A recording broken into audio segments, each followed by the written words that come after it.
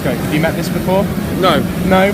It's basically live video broadcast. Excellent. We've got 10 people watching. It's Fantastic. Yeah, it's good. I think yesterday we might even have persuaded someone to buy an EFI printer over a Durst. So even better. Even better. So what I want to do is go and find Joanna, because I think we're going to film with her camera as well. Fantastic. Okay, that gives us a chance to go backstage a bit. Let's go. Let's go.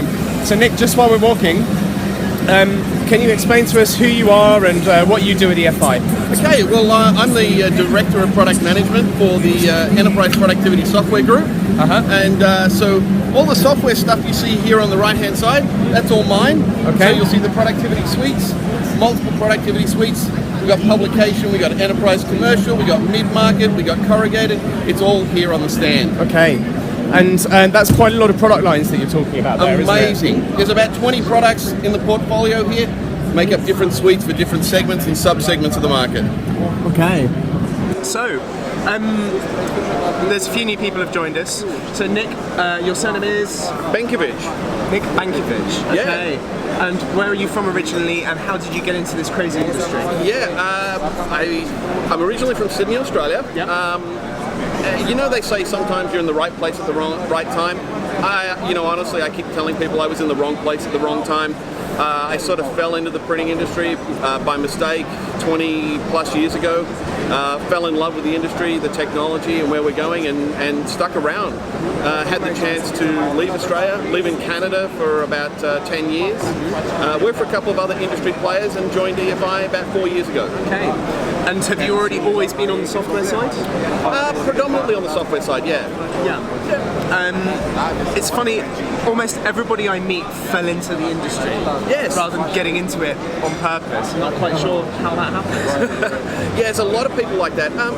We tend to see a lot of our customers are family-owned businesses, so they sort of grow up in it. But a lot of people just start down a technology route, get enamored with something in the print business, and stay here. It's interesting. While it's a very old industry, there's amazing technology. You look around here. Who'd have thought a couple of years ago that we'd have been printing on corrugated boxes, or printing building wraps on giant devices on our show floor? I mean, it just didn't happen. So it's an amazing industry, and it really is moving quickly.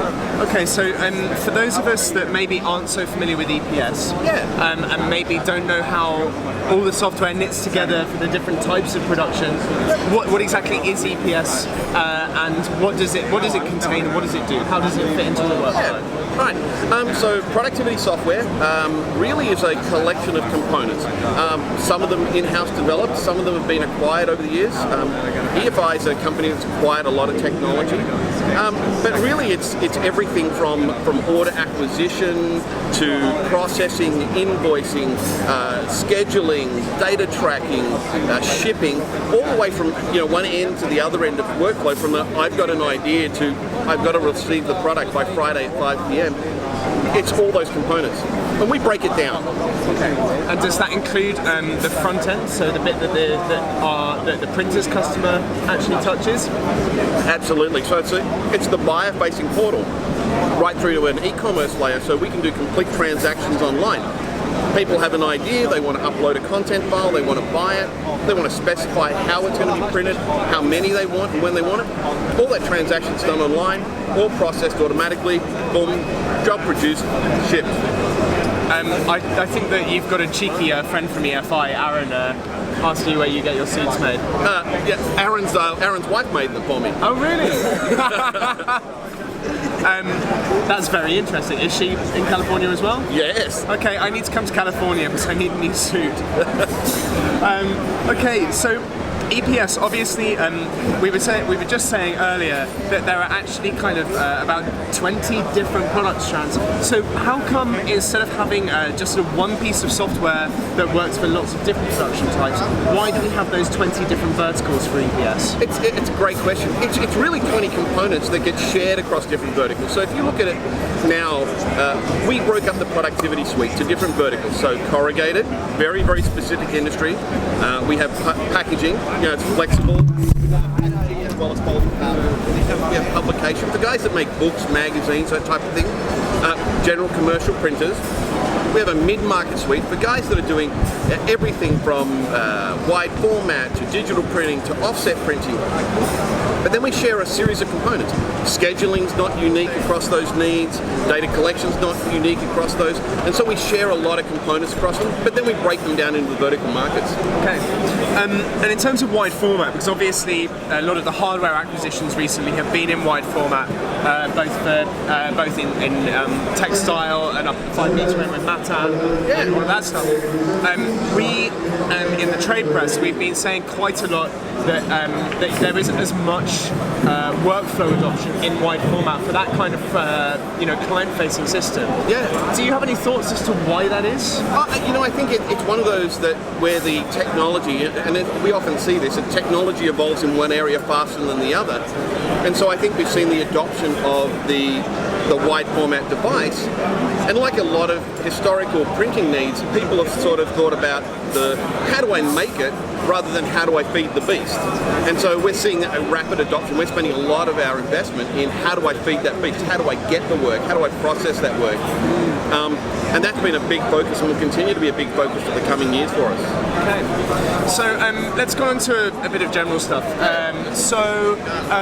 The imaging of things. Yes. So this is a really nice concept. I know I'm being paid to say that, but it is a great concept. It's about getting people to show what they're producing and sharing that online. And I'm just wondering what for you is the imaging of things about? What does that mean to you on the software side of things? Yeah, I mean, for us, thinking about it is really imaging of things is showcasing what you do. I often run into people and say, I've always wanted to be able to image X, or I've got a product where I've been able to produce some amazing product, but they can't find the customers. And for us, the imaging of things is connecting the wider world with the amazing products that our customers produce using our technology, and that the software that really drives being able to be completely flexible and random. How do I image a surfboard or a door? I want to go down to Home Depot, I want to buy a door, and I want a picture of Monsters Inc. or my kids on that door. And so the imaging of things, we facilitate that for them. And now with imaging of things, we give our customers the chance to really go to the world and say, hey, here's a cool new application that people might be interested in. Mm-hmm. And it's about that transfer of knowledge, isn't it? Because you might have a customer in Australia and a customer in France or a customer in Nigeria, and those three customers can then interact and say, and they're not going to be competing with each other for the same work, are absolutely. They? And in many ways, we see our customers being able to get ideas from around the world, as you say, or new applications of some existing technology. It really is a valuable thing, and I think we need to get far more people to adopt it because it's cool ideas. Every time I go there, I see a new, great, cool implementation, a new twist on an idea I've seen before. I love the imaging of things. You can see that at www.imagingofthings.com. We've started a Twitter account as well, which is @imagingofthings. We're building the followers bit by bit. The amazing Alexis over in California is behind that. And hopefully we're going to see that kind of collaboration. I guess another question. We're doing really well. We've got loads of viewers on here. It's really, really nice to see you guys. We've got Nick for a few more minutes. So if you want to know anything about EPS, about Productivity Suite, then please shout it out, and I'm sure that Nick will be able to tell you, seeing as he is Mr. EPS. Drupa. How many Drupas have you done? Number 6 for me. Oh man! Yeah, it's interesting. Wow. This is number 6, and it's interesting. It's in some ways it's deja vu. I come back, it's the same people and the same place, but it's always cool technology. I don't think there's a minute I don't walk down the hall and see something new. What's really cool about EFI is I walk around our own booth and I see stuff that I haven't seen, and there's some really cool applications. I look at some of these printing of furniture. They've got a great little room down here that's all printed. It's just amazing stuff. I was noting on that earlier, actually. I was telling these guys, EPS versus MIS. Okay, we'll get to that in 1 second. That's a really, really good question. And I was just noticing that, textile technology has come on so much. Even a couple of years ago, you were touching the surface of the textile, and you could really feel the ink build up, the thicker solid colours. And now that's gone, hasn't it? Yeah, I mean there's one down here that's amazing. It's a pair of bike shorts. If you're ever going to see something really thin and really stretched, it's a pair of bike shorts, and there's no feel of ink on them at all. It really is a cool process. I'm going to pronounce this wrong. Xiao Shui Zhang. Thank you for sharing. Sorry for my dreadful whatever that was, Chinese. Sorry. EPS and MIS. Let's get onto that while I've still got you here, mate. Absolutely. So, MIS, Management Information Systems. EPS, Enterprise Productivity Software. Okay, so what are those? Is MIS a part of EPS? Bingo. Yeah, you nailed it. EPS is the whole encompassing portfolio. So productivity software is the business unit within EFI, and it contains the MIS and our web to print and our scheduling and our data collection and all of our planning stuff. It's all encompassed there.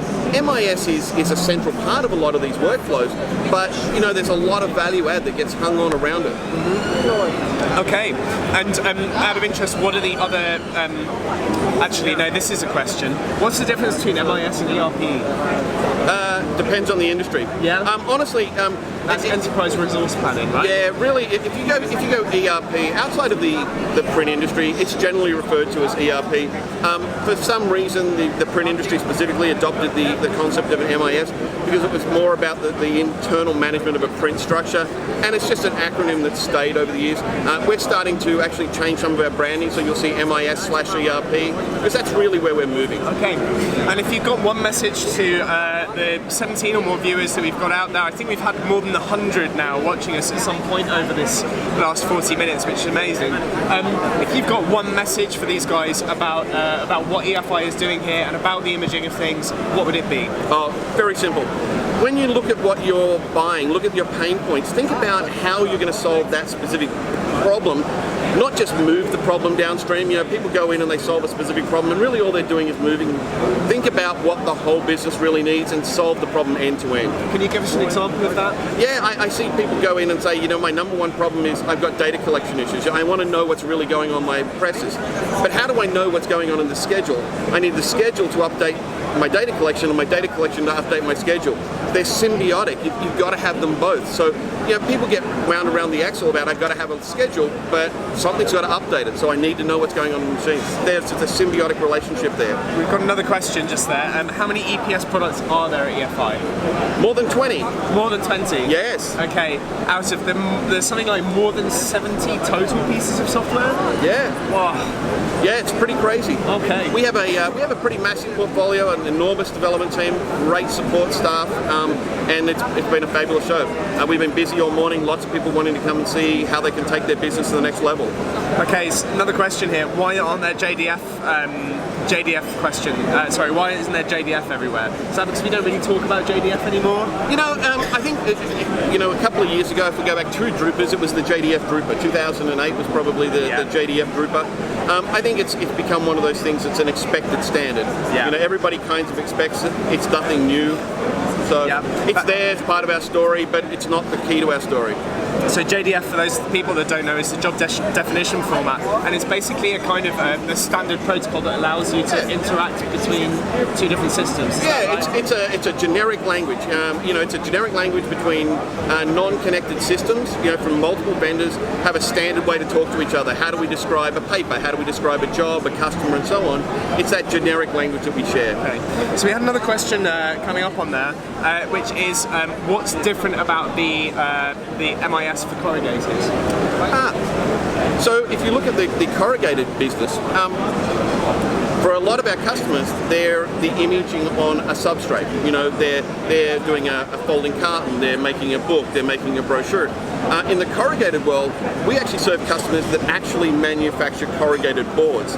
They take raw paper and manufacture corrugated boards. So there's a whole pre-production step that has to happen before any imaging really happens. So we have a very specific group of great people based in Germany, here in Germany actually, and in San Diego, that are working on our corrugated development. Okay. Nick, thank you so much. Excellent. I think I've got another one at 22, right? I've got another one now. What kinds of analytic focus is there in the EPS products? That's a good question, Big Ginger Joe.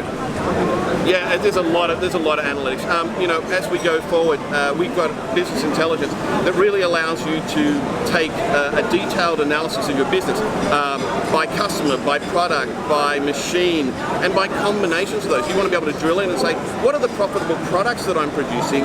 What are the profitable customers I have? What machine? Compare an operator, compare a press.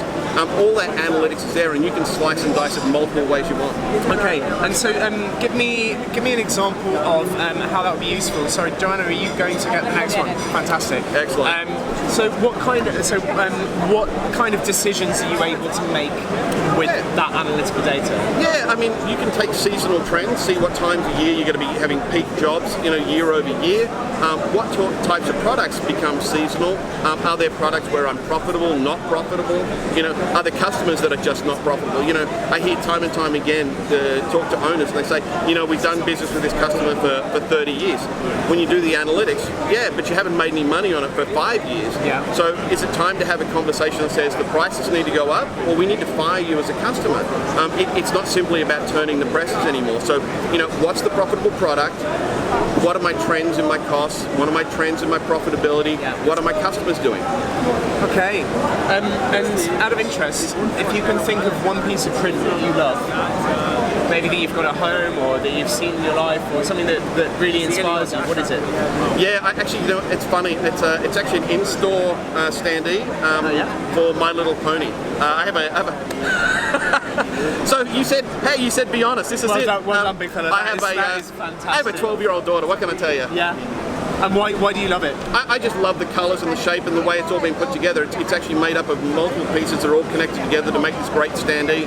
It was a short-term promotion, and it's just really cool. That's amazing. Yeah. That's amazing. Well, Nick, thank you so much for joining me on both on Periscope and with up to 24, 25 people. This is wicked. This is absolutely great. Excellent. And thank you so much for being so game, so sporting. Hey, no problem. And I'll come and have a chat with you at another point as well.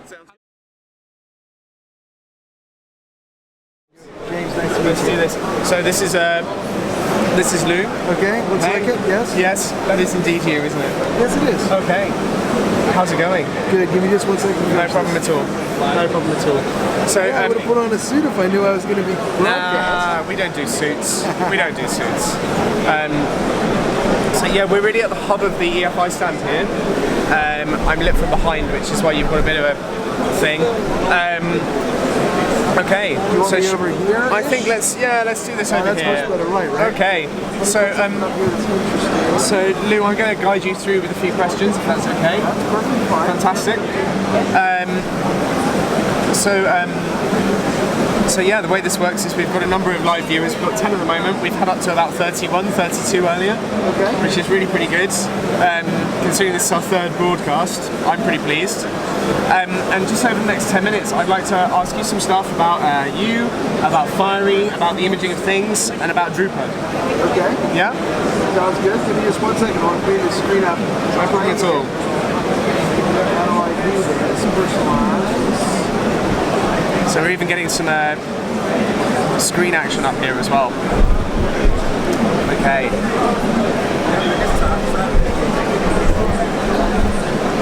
So, Okay, good. hey, so Lou, could you just introduce yourself? Who are you? What do you do at EFI? Sure. Should I talk here? Talk to this? Yeah, I'll tell you what, how about we shift this around? That actually looks better than if I'm looking up here, doesn't it? Okay. So yeah, look where you want to look. Okay.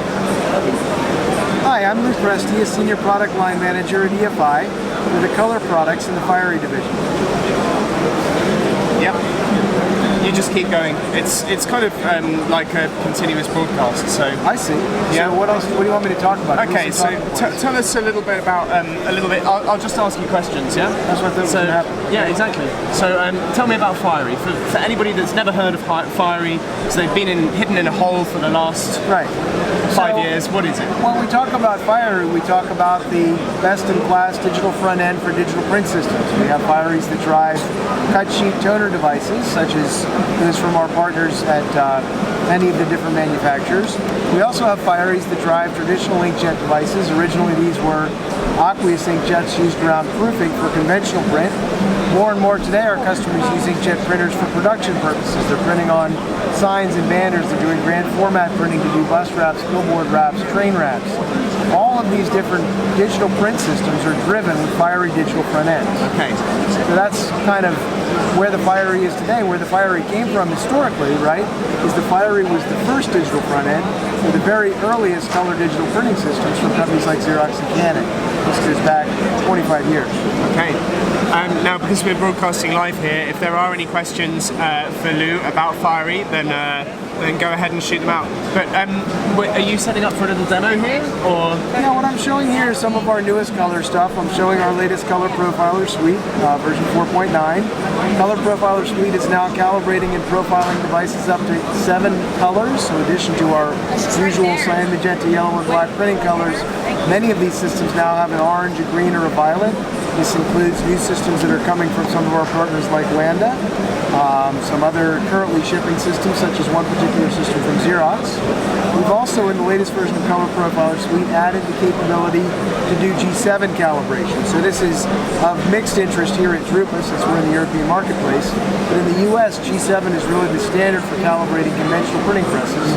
Color Profiler Suite makes Fiery the first digital front end to be able to do a G7 calibration and verification for any Fiery going back 5 or more years. Okay. Our Fiery's about 5 systems back to do this. So for those of us that are maybe less familiar with that, why is G7 or ID Alliance or any of those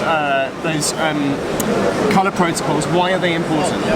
Well, our customers in the printing business face a couple of challenges. The first one is they kind of need to know how to print, right? They know how to run the press, they know how to put paper in the press, they know how to tell their customer that the print looks great, but they don't always know how to consistently get it to look the same way, right? So it's one thing to put paper in these digital print systems, they make beautiful prints, and you get a great print, and I order, 50 copies of a brochure or business card from you, but in the short run digital market, I come back and order 50 more in a week or maybe a month or two. I still have the old box on my desk, and I say, these two don't match. How did you do it? How do you get back there? So the value of organizations like FOGRA in Europe and ID Alliance in the United States is they establish standards, number one, about protocols or methodologies for calibrating print systems, which is what G7 represents. References about things that we might match a print system to.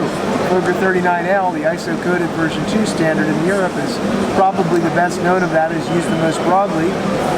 FOGRA is coming with new standards now, like FOGRA 51 is the latest one we're working on, and also in the US there's the new Grackle 2013 and SWAP 2013 as well. Specification. So are you able to give us a little bit of a tour of the Color Profiler Suite? Well, I can talk a little bit about it. I'm probably not going to give a full demonstration for the broadcast audience. Let me flip this around. Just give us a kind of a summary of the key elements. I'm just going to... I guess the top 3 things that I would talk about with respect to Color Profiler Suite are these. The first is that we have an Express Profiler module. I won't give you the full demonstration except to say that the Express Profiler module, like all the other components of Color Profiler Suite, if I have a Fiery-driven digital print system, connects directly to the Fiery. So no other color management solution in the world works that way. Other color management tools give me some patches to print. Maybe they come off a desktop application today. Some of these even come off the internet. But our customers don't know how to print these patches. How do I make a calibration on the Fiery and apply them to the patches I'm going to create a profile from? Express Profiler, and again, I said I'm not going to go through the whole thing, but basically, lets me set up a session here, and as I walk through, I'll just show you the prints we would get from this session. As we walk through this Express Profiler process, basically, we first print a series of warm-up sheets to warm up the press, which is essential to getting good result. We print patches to create a calibration on the Fiery for that particular press and paper combination. Then patches to create the profile. The user is not being asked any questions through all this. They're just clicking the next button, more patches come out, they measure them with something like the ES6000 spectrophotometer I have over here. At the end they get a test print. So that's the first piece, is that the Color Profiler Suite Express Profiler module makes it easy and fast for even a user without experience or training to set up a new paper on the Fiery, which means to technically create a new calibration and a profile. The second important piece is that at the end of that process, when they make this test print, everybody says it looks great. Just like the example I gave you earlier, the business cards I printed for you this week look great. How how am I going to print them again next week? So the second component of Color Profiler Suite is what we call verification. In the Verify module of Color Profiler Suite, I pick a preset, and here I have a preset selected that picks the Fokker 39L dataset, so the ISO-coded V2 dataset, and uses a certain patch target, which we call the Fokker Median Wedge 3.0, to test how close we are in compliance with the Fokker 39L data. I take these patches, I measure them again. I have a scanning version for the ES6000 here. I measure them on the ES6000, and at the end, I get a report. I don't have it on the screen at the moment, but I show you the printed version. This report says that we're matching Fokker 39L. It tells me that we passed in the ISO compliance to match Fokker 39L. So that's the second important piece of Color Profiler Suite, is not just making things match, but demonstrating to the customer, and more importantly to our customer's customer, the print buyer, that these colors match. And then I guess the third thing I would show you for kind of the top three in Color Profiler Suite at the current time is that if I go into a different path here,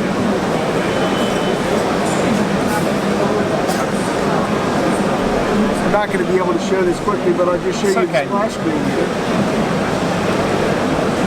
If we went into the printer profiler module, as you can see, we're now G7 certified. So basically in the same path that I just showed you about making a calibration and a profile, there's an option I can check that says, make me a G7 calibration. If I'm in the United States and I'm working around G7 standards like the Grackle or the SWAP datasets from ID Alliance, I might want to G7 calibrate my Fiery before I ultimately make a profile. And so there's different levels of this G7 compliance, but with our calibration, we'll reach what's called G7 grayscale compliance. If we go ahead and add a profile on top of that, we'll almost always match what's called G7 targeted, and in most cases, given a press with enough gamut and a high quality paper, we'll match the top level called G7 color space compliance. Great, Lou, thank you so much. It's nearly 3 o'clock, in Germany, which means that it's nearly time, unfortunately, for us to let our audience go. But if you just have one message for people to take away about Fiery, about EFI, about the imaging of things from Drupa 2016, what would it be? Well, I guess the most important thing we would say is that there's a lot of devices today, digital print systems, that make beautiful, beautiful prints. The whole history of the printing industry has been around great technology that made beautiful prints. Much of it, though, historically has required a very high level of skill and craftsmanship. While we don't discount the need for craftsmanship in things like finishing and design and other aspects of the printing business, the reality of the current modern marketplace is that we need to be able to print on all these systems and have the colors match without being color scientists ourselves. So that's the color tool set that EFI is trying to bring you, is to let you be productive and very profitable with all these different print systems, and do it in such a way that the colors match and the print buying customer is satisfied with the results. That's fantastic. Lou, thank you so much for your time. Thank you so much. It's been really great to spend some time with you and to learn a bit more about Fiery.